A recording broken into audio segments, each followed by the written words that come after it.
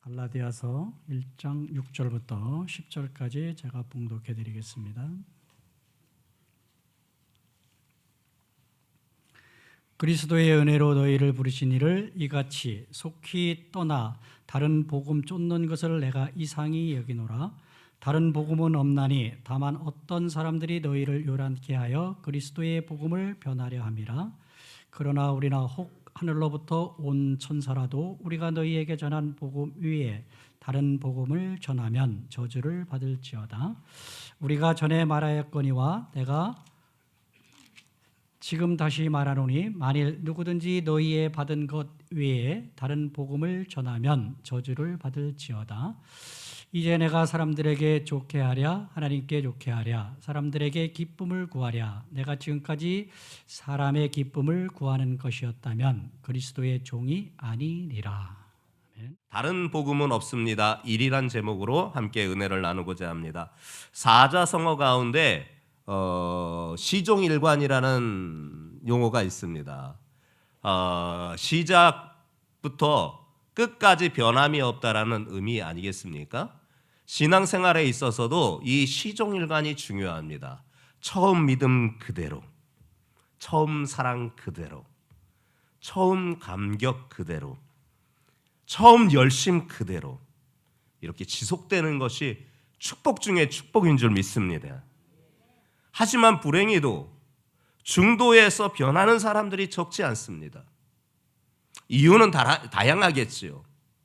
자기의 삶의 문제로 인하여서, 사람들과의 관계에서 오는 시험으로 인하여서, 또한 오랜 날 신앙생활에 매너리즘에 빠지어서 그렇게 중도에 변하는 사람 등등 여러 가지 다양한 이유로 또 중도에서 변하는 사람도 보게 돼요. 그러나 정말 지속적으로 계속된 것이 축복입니다.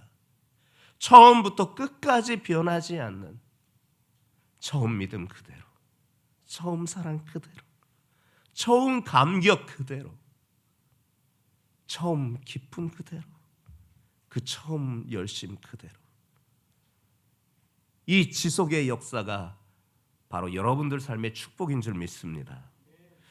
사도 바울이요, 이 갈라디아 성도들을 향하여서 변질된 그들의 신앙에 대하여서 너무 아쉬워했습니다. 안타까워했습니다. 그들은 처음 믿었던 복음을 버렸습니다. 그리고 다른 복음을 받아들였습니다. 다른 복음은 영원히 망하는 것입니다. 성도들로 하여금 하나님의 축복에서 멀어지게 하는 것입니다.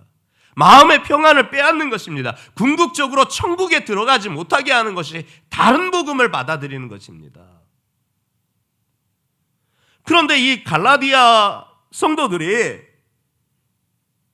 복음을 받아들이고 그것이 변질되어서 이후에는 다른 복음을 받아들이게, 처음 복음을 버리고 다른 복음을 받아들이게 된 이 현실을 마주하게 되는 사도 바울, 그것을 지켜보고 있었던 예수님의 마음이 성령을 통하여 사도 바울에 통하여서 이 갈라디아 성도들을 향하여 지금 이 말씀을 주고 있는 것입니다. 오늘 본문의 말씀에서 어떤 것이 참 복음이고 또한 다른 복음은 무엇인지를 우리에게 알려주시면서 그 다른 복음을 받아들인 것을 다시 버리고 참 복음으로 돌아오라는 주의 음성이 오늘 말씀 가운데 우리에게 들려주시고 있습니다. 성도들이여, 여러분은 다른 복음이 아닌 참 복음만 따라가는 우리 믿음의 사람들 되시기를 주님의 이름으로 축복합니다. 이 갈라디아서에서는요, 율법과 복음, 사람의 의와 하나님의 의를 비교하면서 결국 무엇이냐? 우리의 구원은 은혜의 구원이라는 것을 분명하게 밝혀주고 있어요. 복음의 깊이, 그 은혜의 구원이라는 그 복음의 깊이, 그 복음의 영광, 그 복음의 풍요로움, 그리고 그 복음의 위력을 빠짐없이 우리에게 소개시켜주고 있는 하나님의 말씀, 성경이 바로 이 갈라디아서입니다. 오늘은 6절 한 절만 보려고 합니다. 오전에는 이 6절 한 절만 보려고 합니다. 다시 한번 우리 함께 합독하며 하나님의 말씀을 확인하겠습니다. 시작.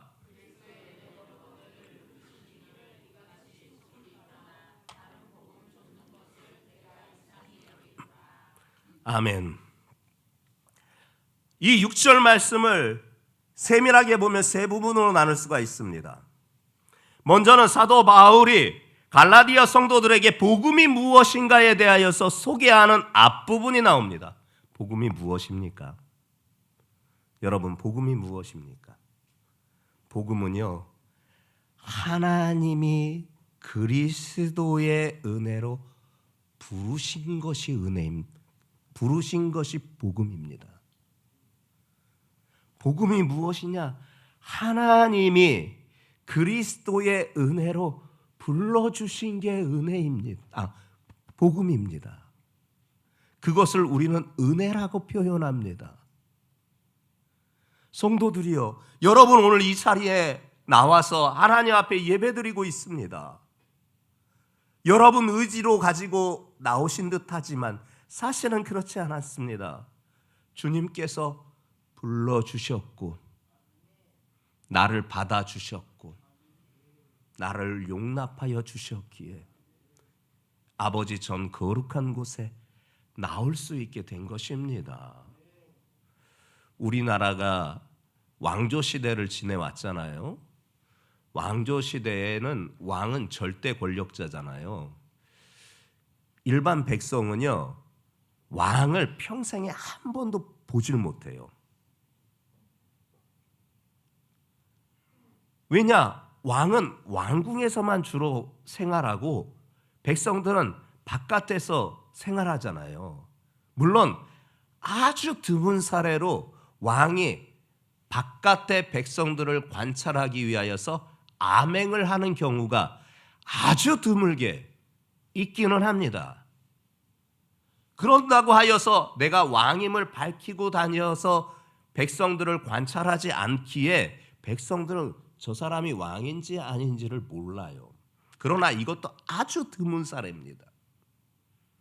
심지어 왕궁 안에 함께 거주하는 사람들도 평생 동안 왕을 못 보는 경우가 많습니다.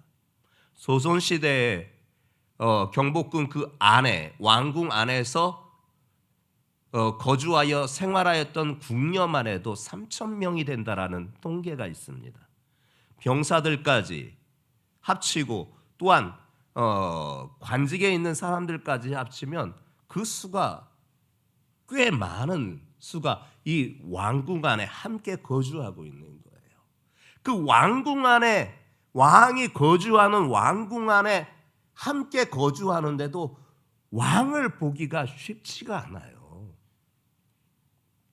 왕을 보기가요. 그런데요,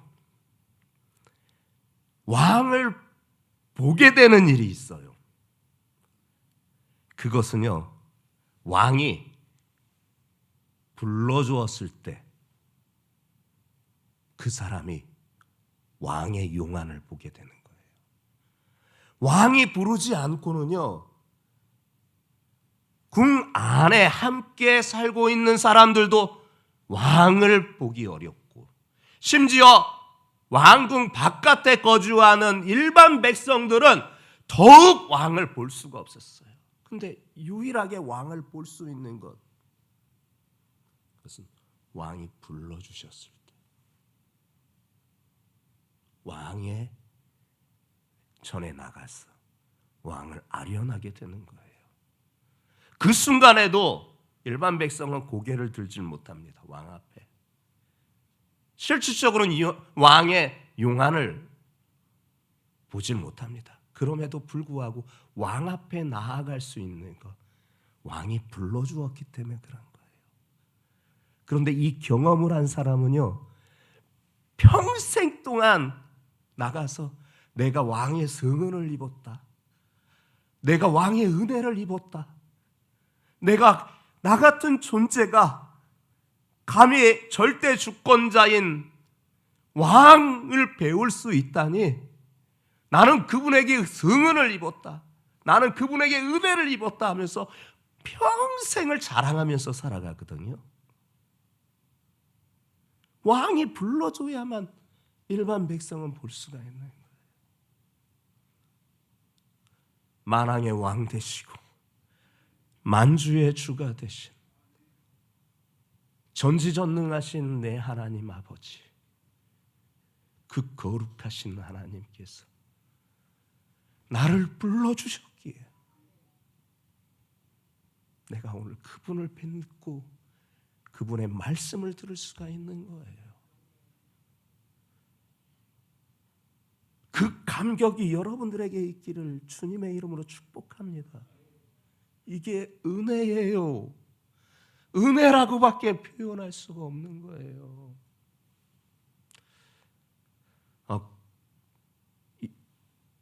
이스라엘 백성들에게는 성전이 있었잖아요. 성전은 크게 세 부분으로 나눠요.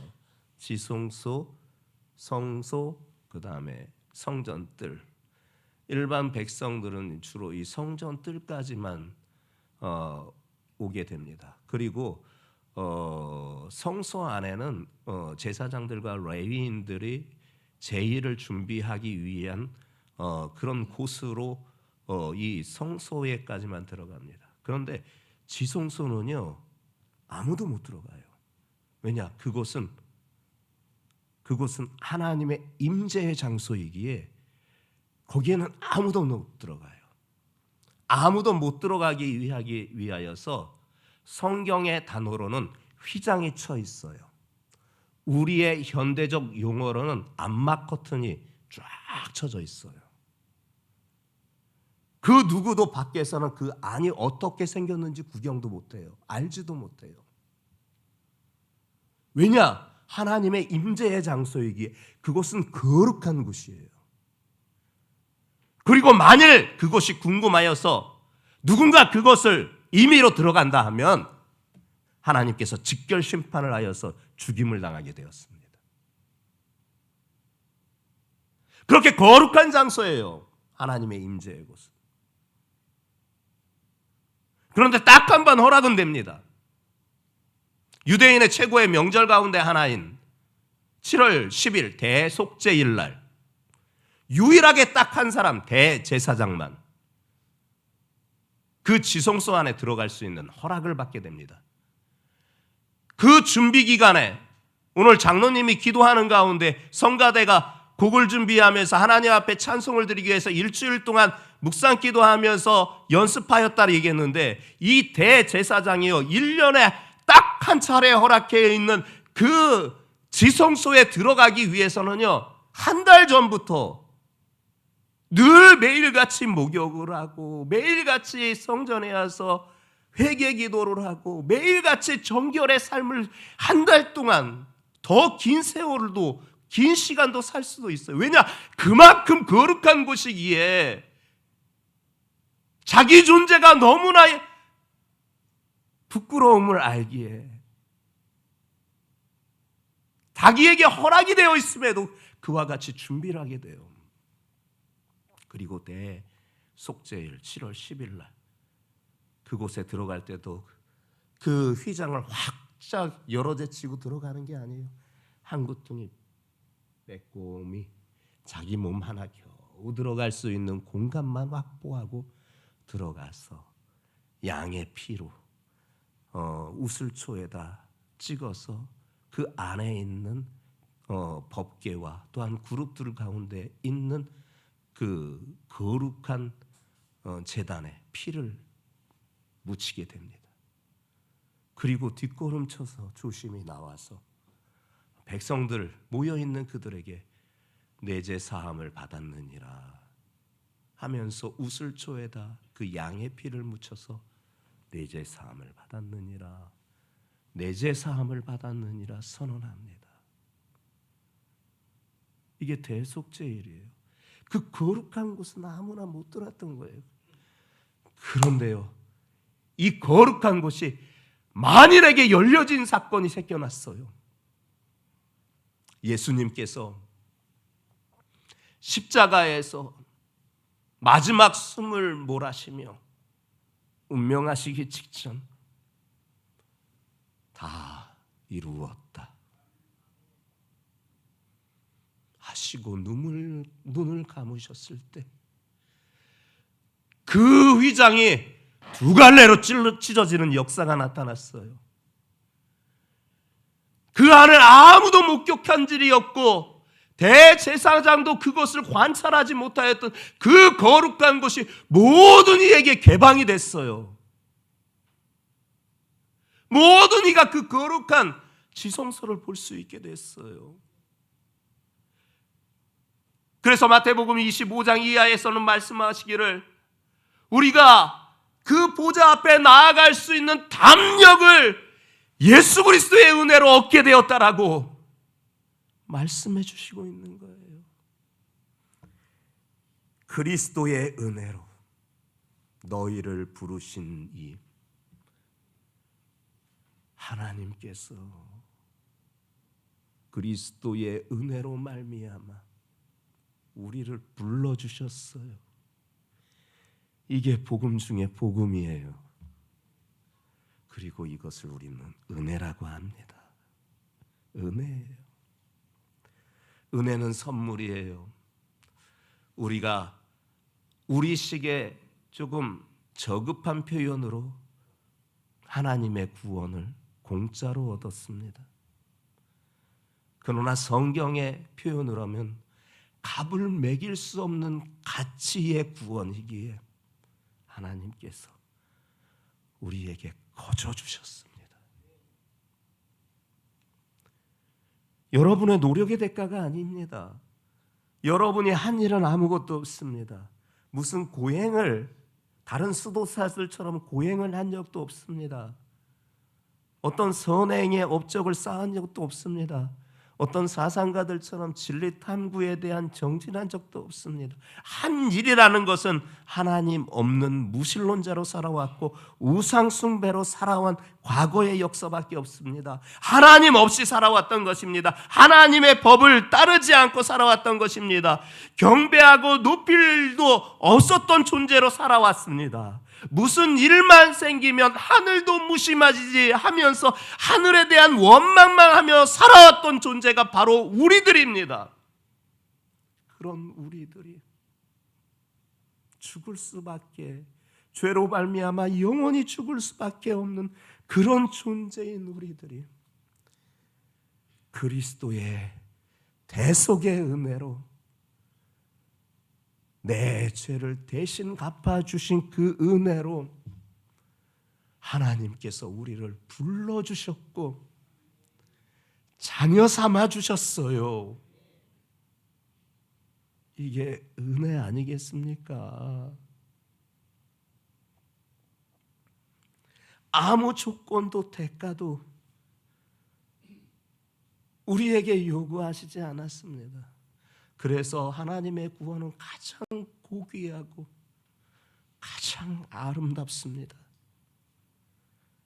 자녀를 향한 그 어버이의 사랑, 그 사랑을 바로 저와 여러분들이 아버지 하나님 앞에 받은 존재가 된 것입니다.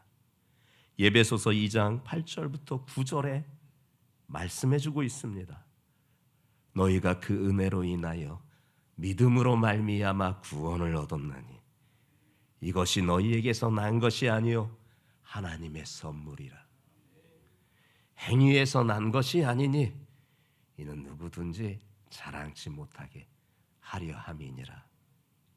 성도들이요, 우리는 예수 그리스도의 은혜로 하나님의 부르심을 받아 그분의 자녀된, 그분의 구원을 얻은 하나님의 백성들인 줄 믿습니다. 우리는 이렇게 은혜로 구원을 받았습니다. 이 감격이 여러분들 안에 용광로처럼 늘 뜨겁게 차오르기를 주님의 이름으로 축복합니다. 여러분들이요, 여러분들의 인생은 복된 인생입니다. 오늘 새벽 예배에 주신 말씀 가운데에서도 하나님께서는 여러분들을 보배롭게 여기십니다. 귀하게 여기십니다. 여러분을 사랑하십니다. 여러분 한 사람과 천하를 주고도 바꾸시지 않는 분이 바로 아버지 하나님이십니다. 그 사랑을 받는 존재가 바로 여러분들입니다. 내가 무슨 노력을 통해서, 내가 어떤 고행과 수행을 통해서, 선행을 통해서 어떤 대가를 지불했기 때문에, 어떤 조건에 충족했기 때문에 이루어진 하나님의 그 구원이 아니라 오직 예수 그리스도의 은혜로, 그 은혜를 덧입음으로 말미암아 얻게 된 하나님의 은혜입니다. 그런데 왜 그렇게 내 자신을 비하합니까? 나는 하찮은 존재다라고 왜 그렇게 생각하십니까? 왜 여러분들이 자격지심을 느껴야 합니까? 왜 여러분들이 열등감을 가져야 합니까? 왜 여러분들이 피해의식을 가져야 합니까? 그런 것들은 다 마귀들의 역사입니다. 다 마귀 사단의 역사고 관계이고, 그들의 우리를 무너뜨리고자 하는 몰약입니다. 사단은 늘 말합니다. 니까짓 게 뭐, 너 같은 존재가 뭐. 다 마귀들의 역사고 우리를 무너뜨리려고 하는 사단의 농간입니다. 하나님은 우리를 향해 늘 말씀하십니다. 너는 내 보배다. 너는 내 존귀한 자다. 너는 나의 사랑이다. 내가 너를 얼마나 사랑하는지, 내 아들, 하나밖에 없는 아들 너를 위해서 희생시키며 내 사랑을 너에게 확증해 보여주었다. 그분이 이렇게 말씀하십니다. 여러분은 정말 하나님의 보배요, 하나님의 존귀한 자요, 하나님의 사랑을 입은 자입니다. 그러니 그 죄악된 자리와 사단의 미혹에서 벗어나 하나님의 주시는 그 은혜 가운데 충만하시기를 예수님의 이름으로 축복합니다. 그런데요, 이렇게 복된 복음의 은혜를요, 이 갈라디아 교우들이 속히 떠나고 말았던 거예요. 두 번째, 이같이 중반절에 이같이 속히 떠나 라는 말씀이 있잖아요. 이는 예수님을 영접하자마자 곧바로 떠난 게 아니에요. 오래 믿었던 사람이 떠나는데 오래 시간이 걸리지 않았다라는 것이에요. 이제 막 예수님을 영접하여 예수님을 믿게 된 사람이 떠나간 것이 아니라 이미 오래 믿었던 사람인데, 그 오래 믿었던 사람이 그분의 은혜를 버리고 다른 은혜를 쫓아 떠나는 것을 시간이 오래 걸리지 않았다라는 거예요. 깊이 생각하지 않고 후다닥 떠나버렸던 거예요. 신앙을 얻는 데까지는 오랜 시간이 걸렸는데 떠나는 데는 오래 걸리지 않았던 거예요. 이 갈라디아서가 언제 쓰여졌느냐에 따라서 전도여행, 바울의 전도여행 1차에서 쓰여졌다라는 사람이 있고, 또한 3차에서 쓰여졌다라는 신학자들의 그런 관점이 있습니다. 1차에서 이 복음서가, 갈라디아서가 쓰여졌다고 한다면 이 갈라디아 성도들은 지금 예수님을 믿은 지 한 3년에서 5년가량 되는 시기입니다. 그리고 만일 3차라고 하면 최소한 10년 이상은 이미 신앙생활을 한 사람들이었다는 것입니다. 그렇게 적지 않은 오랜 시간 신앙생활을 바르게 잘 해왔는데 그 신앙이 변질되는 데는 오래 걸리지 않았다는 것입니다. 온열에 보리밥이 씹듯이 그렇게 쉽게 그들의 신앙이 변질되고 말았던 것입니다. 요즘도 그래요. 10여 년 신앙생활 했어도요, 떠나는 데는 속히 떠나는 이들이 그렇게 많아요. 심지어는요, 이단의 미혹에 빠져서 십수년을 신앙생활 잘 해왔던 사람들이 이단에 빠지기도 해요. 집사님도 권사님도 장로님도 심지어 목사들도 그런 것에 미혹되어서 빠져드는 것을 보게 됩니다. 놀라운 일 아닙니까? 이단 교주의 가르침이 정말 깊고 오묘하답니까? 복음은 너무 쉽고 간단해 보입니까? 그래서 하찮아 보입니까? 예수님만 믿으면 용서받고 하나님의 자녀가 된다라는 이 진리의 말씀에 여러분들 보기에는 너무 쉬워 보이고 너무 편안해 보입니까? 그래서 이단 교주들이 말하는 그 오묘하고 그 깊어 보이는 듯한 그의 말이 매혹되어서 그렇게 이단에 빠집니까? 복음은요, 어린아이들이 이해하기도 쉬운 것입니다. 공부 많이 한 사람만이 이해할 수 있는 것이 아닙니다. 어린아이들도 충분히 이해할 수 있는 만치 복음은 쉬운 것입니다. 그리고 남녀노소가 없습니다. 빈부귀천이 없습니다. 유무식에 불문하고 누구나 이 복음은 그들에게 생명인 것입니다. 의심병이 있습니다. 의심병은 사회도 파괴하고 가정도 파괴한다고 합니다. 서로 의심하면 사회도 파괴되고 가정도 파괴되는 거예요. 그런데 복음에도 의심병이 있습니다. 멸정이 진리의 길을 잘 가다가도 그런 사입이나 이단들에 빠지어서 홀리어서 그것이 새로운 가르침이라 하여 매혹되어서 그런 것에 빠지어서 가짜인지 진짜인지도 구별하지 못하는 이런 현실을 우리가 맞이하게 됩니다. 제가 오늘 마침 이 설교를 준비하고 있는 가운데 사무실에서 말씀을 준비하고 예배를 기다리고 있는 동안 화장실을 가게 됐습니다. 근데 화장실 창문들이 다 열려 있어서 밖에 길가에서 지나다니는 소리가 어렴풋이 들리는데 어떤 분들이 아이들이 지날 때 막 반갑게 인사를 하는 거예요. 그래서 그 소리가 들려요. 목소리가 커서 애들도 목소리가 크고 여성 두 분이 목소리가 커서 소리가 들리더라고요. 그래서 너희들 어디 가니? 하면서 아 이쁘다 하면서 막 그랬던 것 같아요. 그랬더니 아이들이 주안교회 가요. 그래서 아 교회 가? 하면서 그 아이들과 친밀함을 이렇게 갖더라고요. 친밀하게 그렇게 얘기를 나누는 것이 들려와요. 근데 순간 제 머릿속에 스쳐 지나가는 게 있었습니다.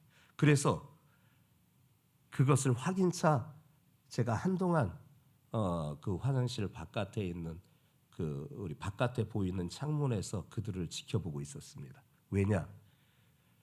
요즘에 신천지인들이요 예배드리는 시간 기성교회 예배드리는 시간 교회 앞에 와가지고요 그 교회에 들어가는 교우들에게 인사하면서 그들을 포교하는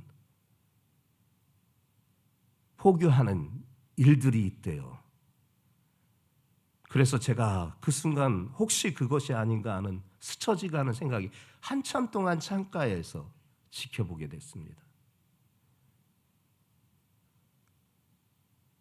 이 이단들이 예전에는 음주에서 활동하다가 이제는 양지로 올라와서 이제는 마음대로 활개를 치면서 심지어 예배드리고 기성교회에서 예배드리는 시간에 그 앞에 와가지고까지도 예배드리러 들어간 기성교인들을 향해서 그런 포교 활동을 해요.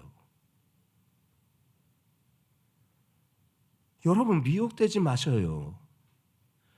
요즘 젊은 친구들이 많이 하는 게 무슨 크루 무슨 이렇게 그 모임 같은 거를 불특정 다수와 함께 뭐 크루 몇 사람 모이기 합니다. 오늘 책 읽기 크루 합니다. 몇 사람 모집합니다. 이렇게 해서 이렇게 교제를 나누는 그래서 거기서 책을 읽든지 거기에서 같은 관심사로 이렇게 동아리 비슷한 그런 모임들을 많이 갖는데요. 요즘 젊은 사람들은 그런 모임을 갖는 루트가 여러분들이 잘 알고 있고 여러분들도 하고 있을 것이라 생각되는 당근마켓에서 한다고 합니다. 당근마켓에 보면은 언젠가부터 그런 소모임들 하는 뭐 자전거 타기 모임, 책 읽기 모임, 몇 사람, 30대 남성 모임, 뭐 40대 무슨 여성 모임, 뭐 등등 뭐 별의별 모임들이 다 많아서 정모를 한다고 합니다. 목사님, 정모가 뭐예요? 정기 모임 갖는다는 얘기입니다. 그런데요, 그런 모임의 상당수가 신천지인 JMS 정명석이 있는 그 이단에서 포교 방법으로 젊은이들이 좋아하는 방식으로 파고들어서 그렇게 한다고 합니다.